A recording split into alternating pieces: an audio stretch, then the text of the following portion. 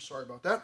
We are in Exodus chapter 2, and I will catch you up as we get into it. Exodus chapter 2, there are four main divisions, as you can see behind me. The first is rescued. We'll see how this baby boy was rescued.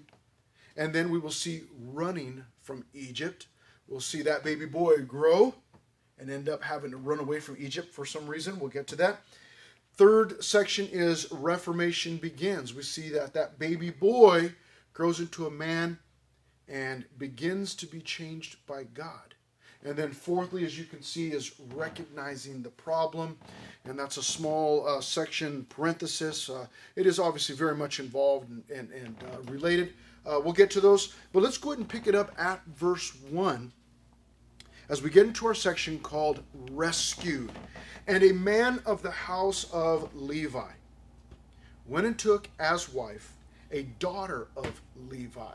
Okay, now that sounds really creepy. These would have been distant relatives from the same family, from the same tribe of Levi.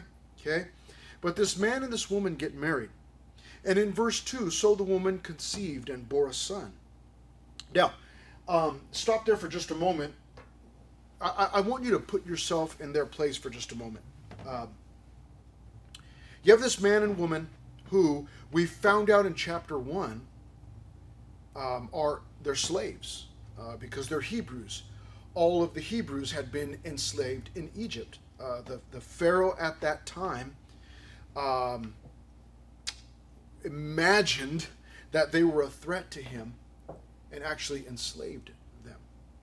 And we had actually been told in chapter 1 that this Pharaoh who's ruling at this time didn't know about Joseph. So some of us, we went through the study together through Genesis, and we ended looking at Joseph and all of the wonderful work that God did through him in Egypt. Well, this Pharaoh didn't know anything about Joseph, didn't care, is the point. Now you might think, well, how is that even possible? It is believed that what we're reading right now took place about 300 years after the death of Joseph. After Joseph had passed, Jacob's family had passed. The Hebrews have multiplied. There are lots of them there in Egypt. And the Pharaoh is intimidated by their numbers and begins to imagine that they are a threat to him. And actually, what he does is that he threatens to kill all of the newborn Hebrew male babies, so that they obviously can't grow and reproduce, is his point, or so that they can't revolt against him. So what we're reading here, I want you to understand something. I want you to put yourself in the place of this man and this woman. We don't know their names yet. We'll get their names later on. But in the midst of all of that madness, their entire world was filled with wickedness and evil. They were slaves. They were actually slaves in Egypt. And yet, even in the midst of all of that madness, these two love each other and are willing not only to get married, but to have children. And they actually have a couple of children that are already a little bit older than this. But here in verse 2 we read, so the woman conceived and bore a son. And so in the midst of all of this madness and slavery, they decide to continue having children. Now, here's the point that I want to make. There are many of us who spend our lives, we invest our lives in doing all that we can to avail ourselves of danger. We do all that we can. We spend money and time and resources trying to make our lives as comfortable and trouble-free as possible. And you can be a Christian and live that way. You can be a Christian and live that way, and you'll go to heaven, and you'll have your place in eternity. But I want you to understand something here about this couple. In the midst of being slaves, and as their own families are threatened and placed in danger, yet they decide to continue having children. Now, there are two thoughts on that. Number one is they're reckless, careless. They ought not to have been having children because those children are being threatened. But I want you to understand this, that if these two parents, if these two people were not daring enough to continue having children, this little baby boy, who I'm sure most of you know already, and if you don't, spoiler alert, here comes the answer. If you don't know this yet, this little baby boy is going to be Moses, the deliverer of Israel from the Hebrews, the Israelites, from Egypt. And so had they not given birth to this baby boy, could God have gone a different route and used someone else? Yes, he absolutely could have. But this was the route that God was choosing to take. And because these people were willing to put their own safety and well-being out on a limb, God was able to use them in an incredible way. I cannot imagine for a moment that they ever thought there's this little baby boy, this son that they were having, was going to lead the people out of all of the slaves, the Hebrew slaves, out of Egypt, out of captivity. But as they pressed forward in faith, they were used mightily by God. And what an incredible thought. Now, what an incredible encouragement and challenge for you and I. As we seek to live our lives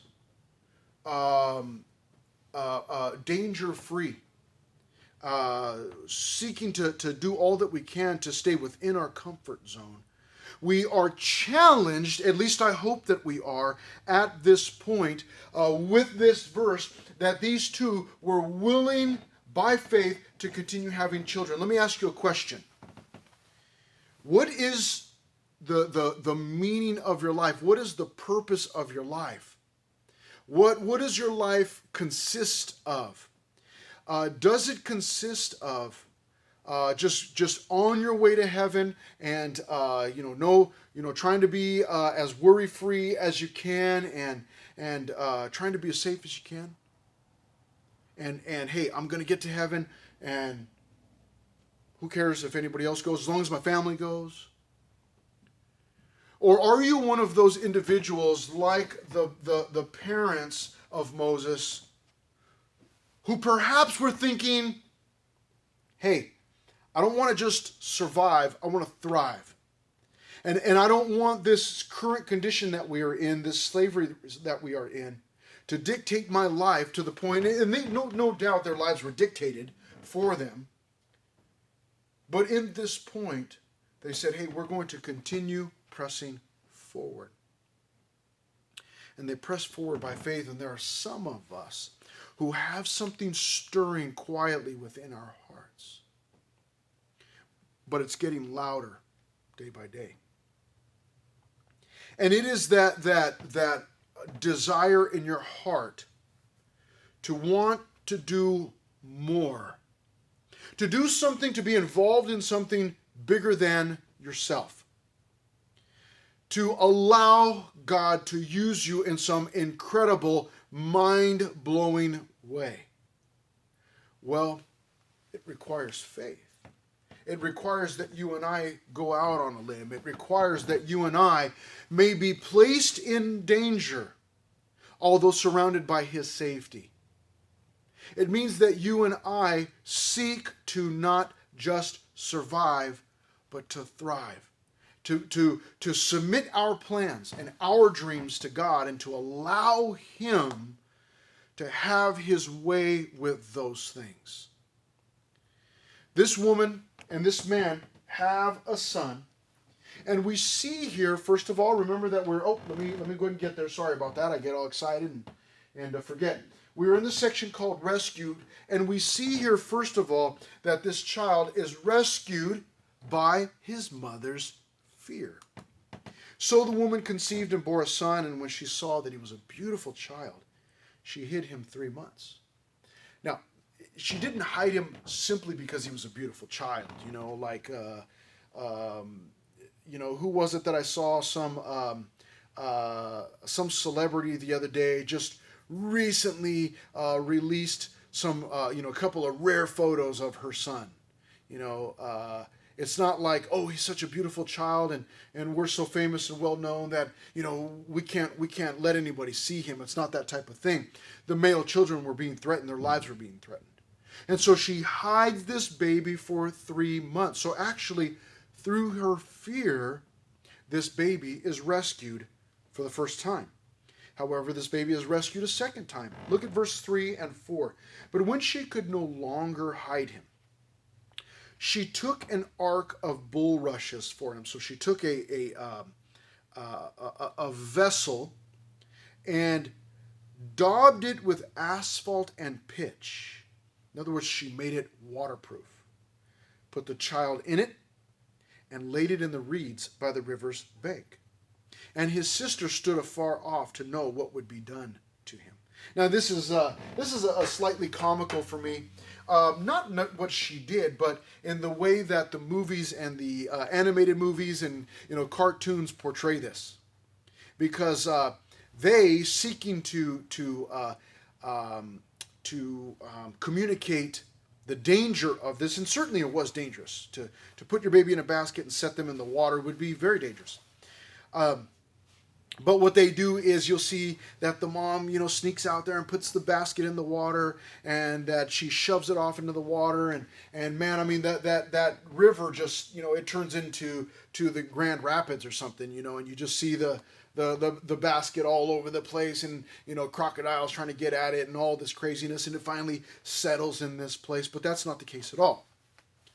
She put the baby in the water, but put the baby in the reeds. She knew exactly where that baby was. And then what she did was, she sent his older sister along. Hey, go watch the baby and tell me what happens. So in verse 4 it says, and his sister stood afar off to know what would be done to him. So not only was he rescued by fear, but he was also rescued by his mother's faith, his parents' faith.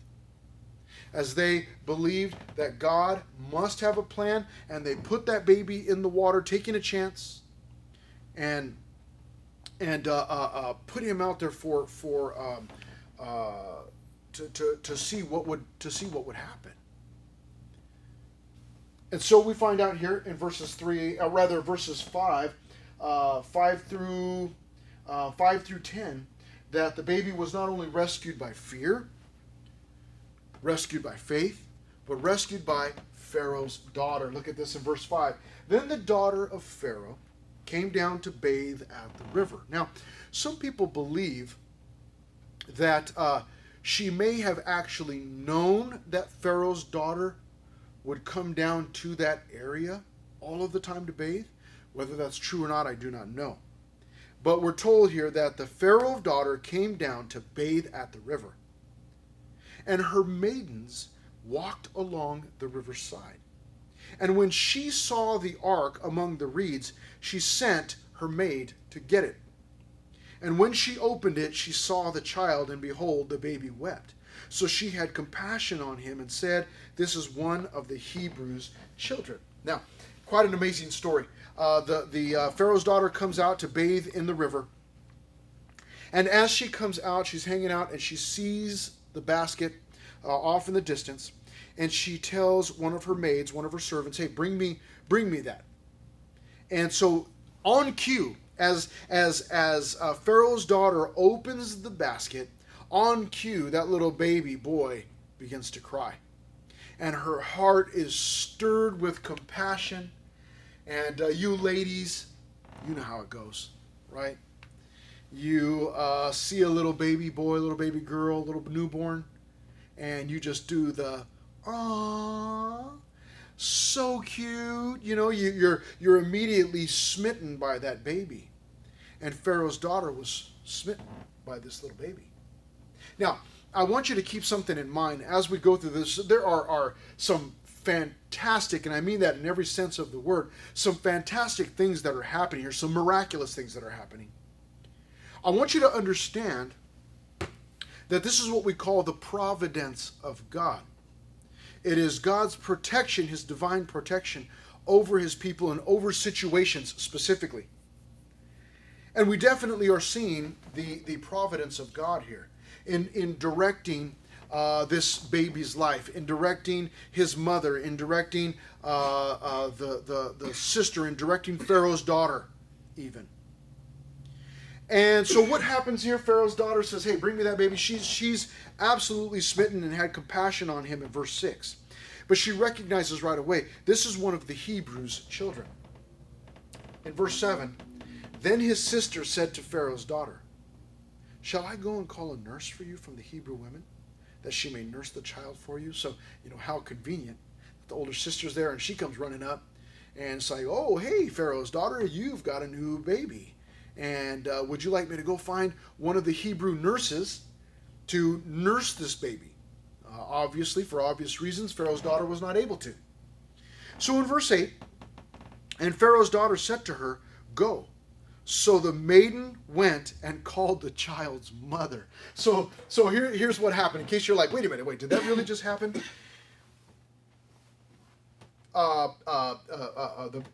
This mother has a child. She hides the child for as long as she can. And then, knowing that she can't hide the child forever, she puts the child in a basket and sets him in the reeds in the water next to the river's edge. And then she sends his older sister, go and follow, go watch from afar and see what happens. Keep watch over it. And Pharaoh's daughter comes out, sees the basket, and falls in love with that child immediately. The child's sister, older sister, comes and says, hey, Pharaoh's daughter, I see you've got a new baby. Would you like me to find a Hebrew nurse for you to nurse this baby for you? Pharaoh's daughter says, yeah, do it. So this little girl goes and calls her own mother, who also is the mother of this little baby boy. And she comes, okay, and I want you to see what happens here. Verse 9, then Pharaoh's daughter said to her, take this child away and nurse him for me, and I will give you your wages. So the woman took the child and nursed him. So in other words, the mom had the baby, precious little baby boy, surrenders the baby boy to the river, and then eventually gets her baby back. And has the opportunity to not only nurse him, but to raise him. More importantly, to raise him. Now, I don't know exactly how long she raised him for. I imagine that it wasn't that long, probably until he was weaned. Okay? We're not told there how long it was.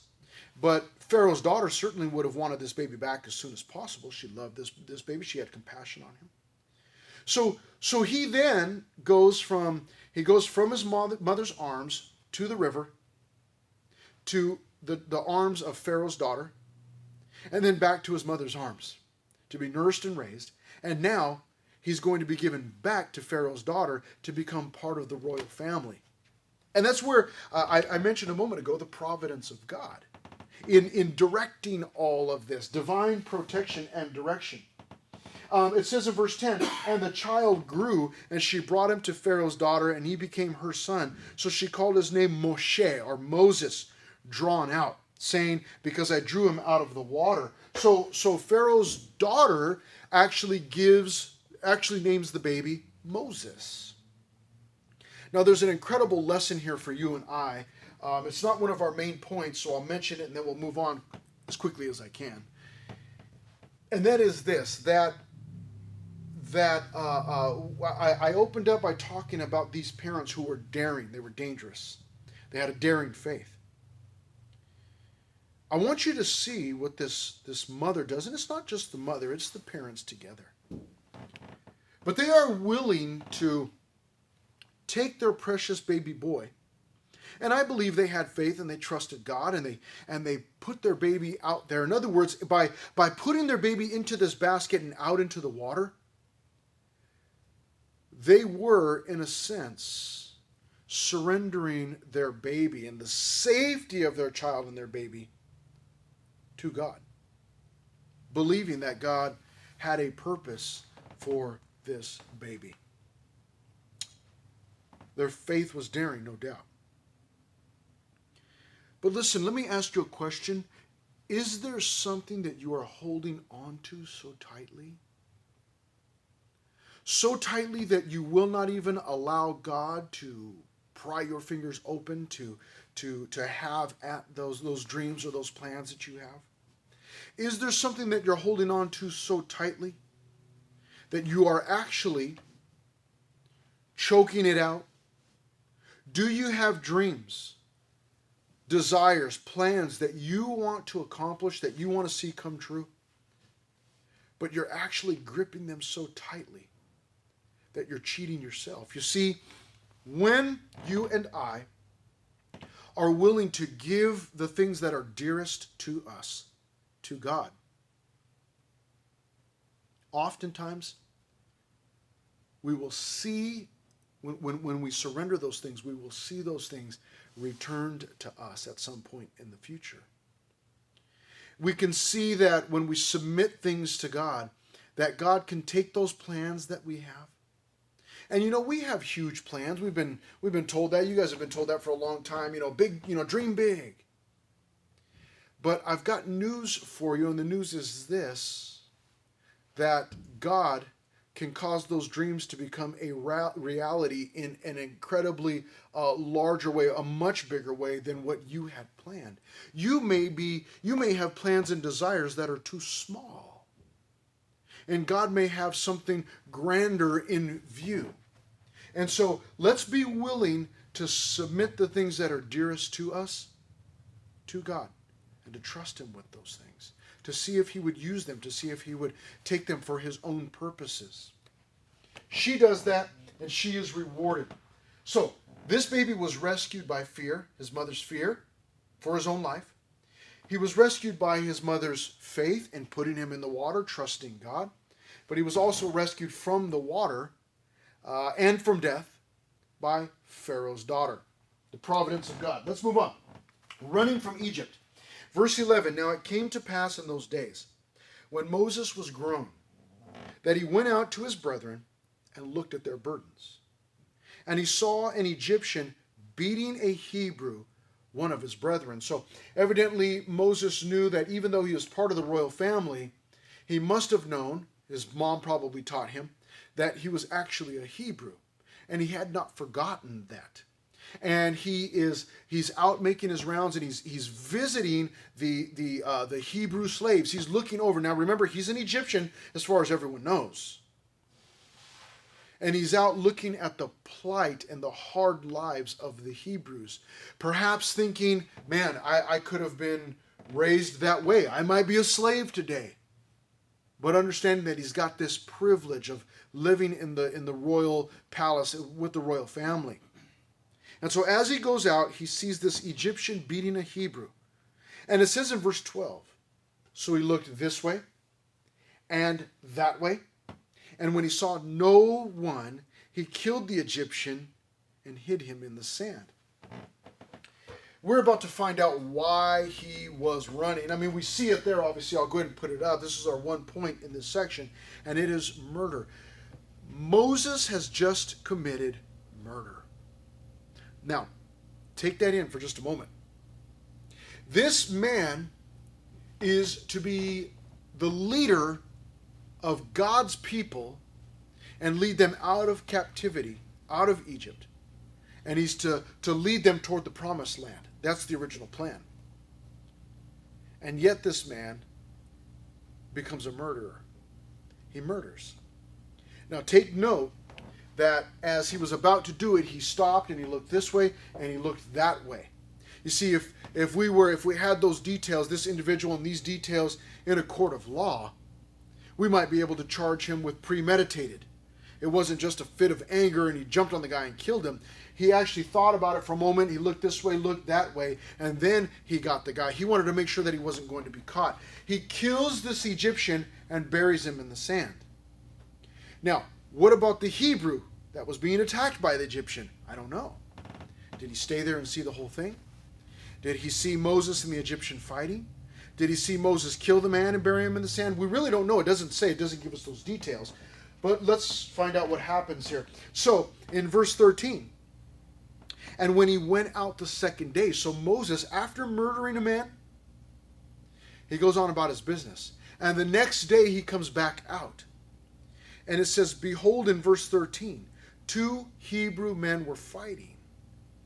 And he said to the one who did the wrong, why are you striking your companion? Look what this guy says in verse 14. Then he said, who made you a prince and a judge over us? Do you intend to kill me as you killed the Egyptian? So Moses feared and said, surely this thing is known. Now, how did that Hebrew know that it was Moses that had killed the Egyptian the day before? Is it possible that this Hebrew that is involved in this Hebrew on Hebrew fight is the guy from before, the day before? I mean, maybe he's a troublemaker and he's getting mixed up in all these fights. We don't know. Or did that Hebrew go and tell everybody, hey, you wouldn't believe what happened. Pharaoh's son, or Pharaoh's daughter's son, so in other words, Pharaoh's grandson, came and saved me. There was an Egyptian ready to kill me. And he showed up and he killed the Egyptian. We don't know exactly how this Hebrew found out, but on the second day, one of those Hebrews says, hey, what are you going to do? You're gonna kill me too and bury me in the sand like you did the Egyptian? And at that point, Moses realized that he was found out. And so it says at the end of verse 14, so Moses feared and said, surely this thing is known. People know about this. And in verse 15, when Pharaoh heard of this matter, he sought to kill Moses. But Moses fled from the face of Pharaoh and dwelt in the land of Midian, and he sat down by a well. So Moses runs from Egypt because he's guilty. This is not, he's guilty of murder. It's not because he was wrongly accused. No, it's because he is a murderer. Do you understand that? That's something that you and I need to keep in mind as we go through the book of Exodus, because God, as many of you know, God is going to use Moses to do some incredible things. But we need to keep in mind that Moses was a murderer. And yet God still, in his infinite grace, in his multitude of tender mercies, was able to use this man whose life has just, within a verse or two, has become an absolute mess. He's had to flee his own home from both of his moms. He is a fugitive. He's a murderer. And now he's in Midian by himself. And it will be interesting for us to see how all of this plays out and how God can use someone like this. How God can use someone like this. Now, we're going to get into it in a moment. But how can God use somebody that was a murderer? We'll find out here. And so it says this. He at the end of verse 15, we find Moses. He's in Midian, and he sat down by a well. Let's get into our third section, which is Reformation begins. Now, when I say Reformation, some of you may immediately think back to, I forgot his name again. Martin Luther. I keep wanting to say St. Augustine. Martin Luther, some of you may flash to, Martin Luther, Reformation. Well, what I'm talking about here is the reformation of a man. In other words, the reforming of an individual. Verse 16, now the priest of Midian, remember, Moses is in Midian sitting next to a well. Now the priest of Midian had 7 daughters. You see where this is going, right? Moses runs away. He's in Midian, sitting next to a well. The next thing it mentions is what? Oh, the priest of Midian. We know God's involved. The priest of Midian had 7 daughters. And it's like, oh, come on. We know where this is going. And they came and drew water. So these 7 daughters, they actually show up to this well. And, you may be thinking that they were like out there in, some cute little robes, all, like clean and, sweet smelling and, whatever, had just coming from the shop or the nail salon, getting their nail did, whatever it might be. But they show up, and we find this out in verse 16. And they came and drew water, and they filled the troughs to water their father's flock. Shepherdesses. The priest of Midian has 7 daughters. I've got 3 daughters. 3 daughters. Matt, who's sitting in here, has got 3 daughters. I don't want to start a bunch of trouble. I'll just say this. Some of you already know what I'm talking about, what I'm about to say. When I say it, you're going to be like, yeah, there's no lie. Drama. Okay?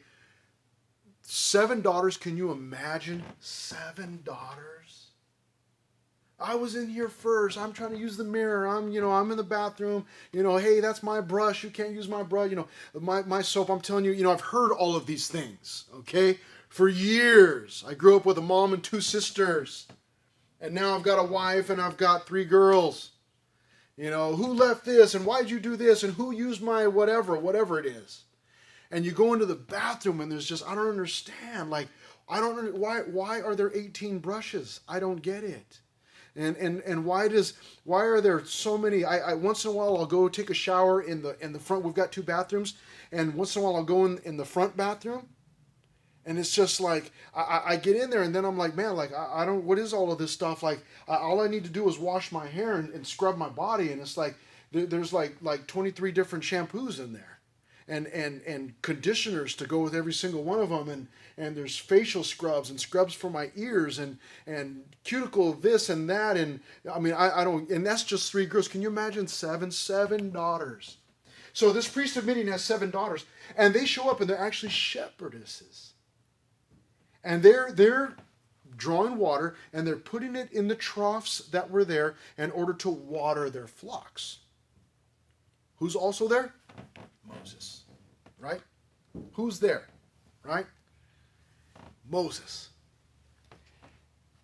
And it says here's what happened in verse 17. Then the shepherds came. So these were men that showed up with their flocks. Then the shepherds came and drove them away. So, ladies, you know how guys are, right? You're in the bathroom trying to do your hair, trying to get yourself all made up, doing it just right, and what happens?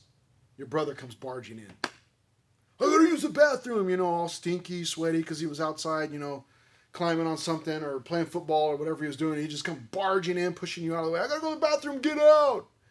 Same type of thing. These guys just come in. They see a bunch of ladies there. They're like, get out of the way.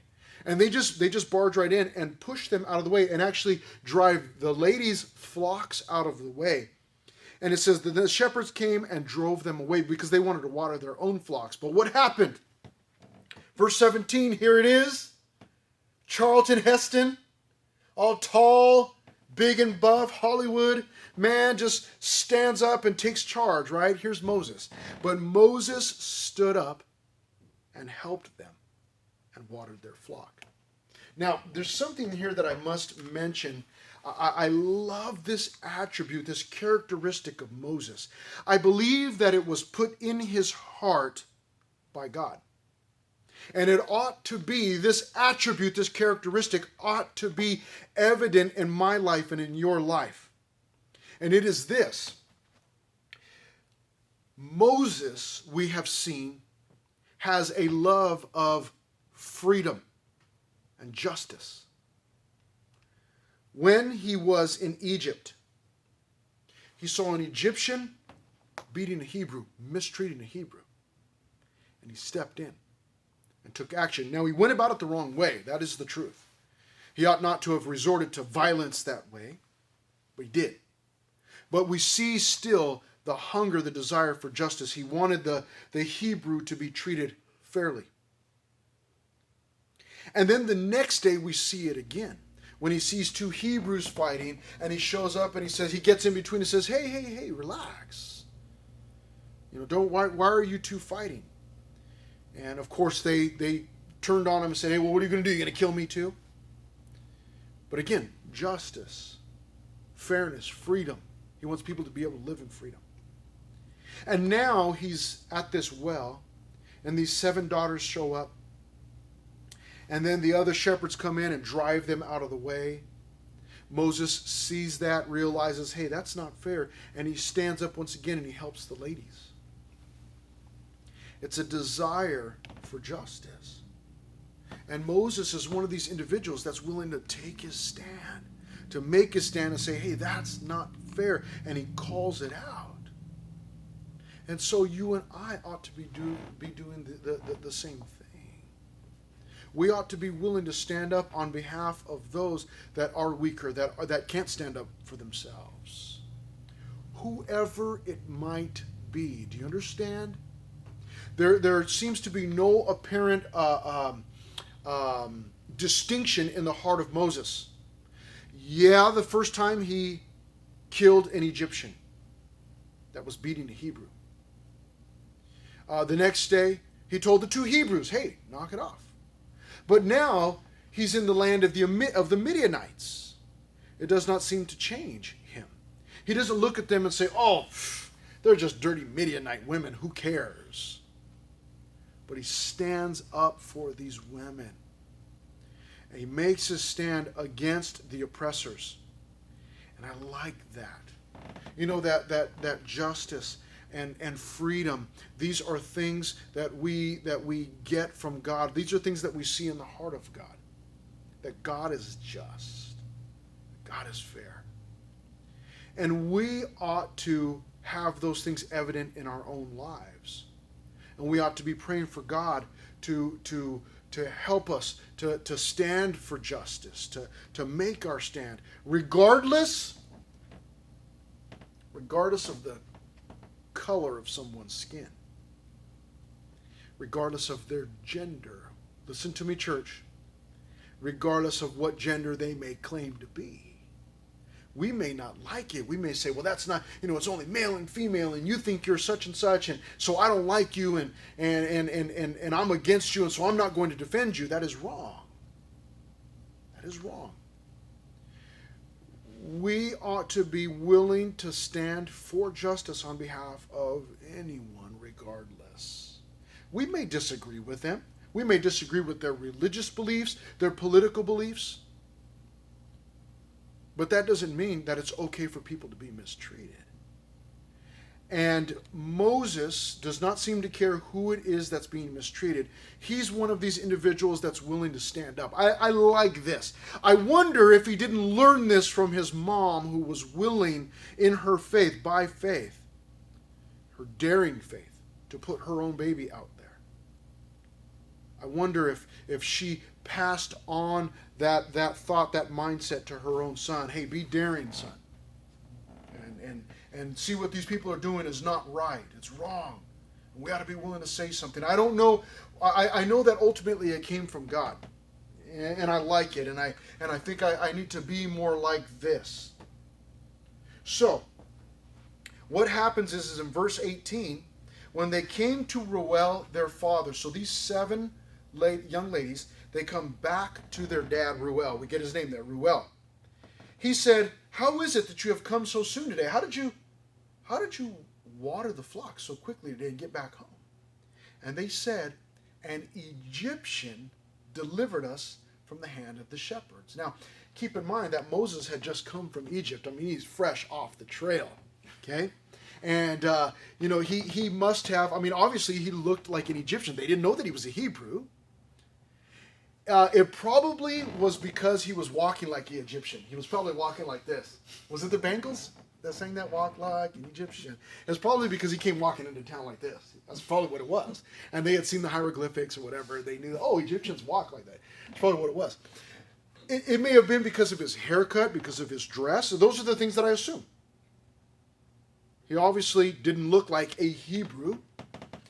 He was different. Probably clean-shaven. Whatever it was. But they assumed that it was an Egyptian. And it says here in verse 19, and they said, an Egyptian delivered us from the hand of the shepherds, and he also drew enough water for us and watered the flock. And in verse 20, so he said to his daughters, and where is he? Why is it that you have left the man? Call him that he may eat bread. Bring that boy over here. We need to feed this guy. He saved my daughters. I'm going to give him something. I'm going to reward him. I'm going to give him something to eat. And in verse 21, I mean, the priest of Midian, this Ruel, he's a guy. He knows how guys think. Hey, you saved my daughters. Come on over. I'm going to give you some food. You know how guys are, right? Oh, food, give me some pizza. I'll do anything, Verses 21 and 22, this is where we get our one point in this. Verses 21 and 22, then Moses was content to live with the man. Now, you talk about cutting the story short. Look at this. He goes in verse 20 with, call him that he may eat bread. Bring him over for supper. To verse 21, he's living with the dude. And he gave Zipporah, his daughter, to Moses. So now we see him sometime later, sometime in the future, he actually is living with the priest of Midian and has married Zipporah, one of the priests, one of Reuel's daughters. And in verse 22, and she bore him a son. He called his name Gershom, for he said, I have been a stranger in a foreign land. Now I want you to keep in mind that the name of this section is Reformation Begins. And he's got a family, and maybe you're thinking like, well, I don't really get it. We're talking about, well, listen, let me share something with you. When God wants to use an individual, he will take an individual, break an individual in order to make an individual. That is how God works in our lives, and that's how he worked in the life of Moses. He takes Moses, and here is the breaking of Moses. And you go, well, what do you mean the breaking of Moses? Well, Moses in his younger days he was quite the wild man. You probably gathered that. It was within him to attack and kill an Egyptian, which he did. And then the next day he goes out and he stands between these two Hebrews that are ready to fight. And then he flees Egypt and flees to Midian. And when he gets there, he's willing to stand up on behalf of these ladies against these shepherds. And so he's that type of an individual. He's, boom, we're going to, seeing injustice is going to make it happen. But now we see, we begin to see the settling down of Moses. It's God's reformation or reforming process. He is reforming Moses because God is taking a man and breaking a man because he's in the process of making a man. He's taking a potential leader, breaking a potential leader in order to make a leader. And so that's what we see here. We see that we get the picture that Moses is beginning to settle down now with the family. And then finally, our last section, verses 23 through 25, is recognizing the problem. And this is related. It seems to be a bit of a parenthesis, but it is related. I'll explain. Now, it happened in the process of time in verse 23 that the king of Egypt died. So another king, gone. Then the children of Israel groaned because of the bondage, and they cried out, and their cry came up to God because of the bondage. So God heard their groaning, and God remembered his covenant with Abraham, with Isaac, and with Jacob. And God looked upon the children of Israel, and God acknowledged them. So he recognized the problem. The problem was their bondage, but the point being that he recognized. Did you know that? Verse 23, their cry came up to God. Verse 24, God heard their groaning. Verse 24, God remembered his covenant. Verse 25, God looked upon the children of Israel. And in verse 25, God acknowledged them. 5 times. It's pointed out to us that God was aware. He acknowledged the problem, and the problem was bondage. And God is hard at work with a solution. I want you to keep in mind that the children of Israel had been in bondage for some time, slavery. And no doubt they had been crying out to God for a while. And in their minds, God had not rescued them from slavery yet. And there are those times in our lives when you and I are praying for something and we're not seeing a rescue or a resolution from God, not hearing an answer. I want you to see we get a behind the scenes look on the way God answers prayer. That God is taking the time to take a man and break a man in order to make a man. That God is in the process of answering their prayer. They had been praying. God is in the process of answering their prayer. Do you see that? I hope you see that. Because that is an encouragement to you and I. That when you and I begin to pray, God begins to answer. But oftentimes He's got a plan. Not oftentimes, He's always got a plan and a process. And there are those times when God will answer immediately. But the overwhelming majority of the time, God answers after a process. He's busy working all of the angles, working everything all at once, so that all things work together for good to those who are called. So let that encourage you today. Don't give up on whatever it is that you're praying for, whatever rescue you are hoping for, whatever solution you're praying to God for. Whatever answer it is that you are seeking from Him, continue to trust Him and allow Him the time to finish the process. At just the right time, He will raise this man up to use to free His people from Egypt, from captivity, from slavery. Let's pray. Father, thank you so much for tonight, or for today, and how we desire your will. But oftentimes our fear can hinder us from submitting to your will. We formulate a plan, and instead of submitting that plan to you, we hold on to that plan ourselves, and we seek to work that plan out in our own timing, in our own will, in our own strength. But how foolish is that? When you and your plan are so much bigger. And so won't you help us in this area to be willing to let things go, to open our hand in submission to you, and to let you have whatever it is that we're holding on to so tightly. May you take those things and formulate your plan. We dream big, but you dream so much bigger, Lord. And so help us, please, to realize that this afternoon. We thank you. We pray these things in Jesus' name. Amen. Don't forget, this coming Wednesday night, we begin in-person services once again. We will be in the book of Romans, chapter 3 that night, and then we'll be back in person service next Sunday, and we will continue that way. So we're looking forward to seeing you.